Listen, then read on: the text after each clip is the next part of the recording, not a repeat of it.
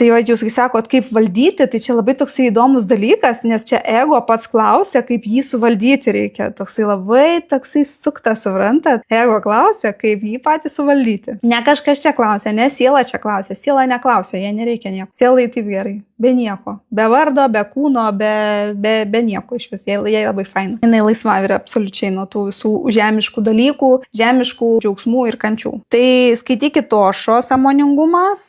Paskui ten daug jo knygų yra apie intuiciją, apie santykius, tai biški čia ne į tą. Bet jis aišku visur apie tai šneka. Man jis fainas. Aš pati nuo to pradėjau, tai ir kitiems siūlau. Toliau yra, kas aš esu vadinasi, Maharšis, Ramana Maharšis. Ir aplamai klausote žmonių nušvitelių, vadinamų nušvitusiais, ką jie kalba. Labai daug yra rusų kalba. Mes apie tai kalbam Zen pokalbių grupėje. Tai kam įdomu, galite prisijungti. Ir toksai pažinimas, esmė tai yra toksai supratimas, kad ego yra minčių kratinys.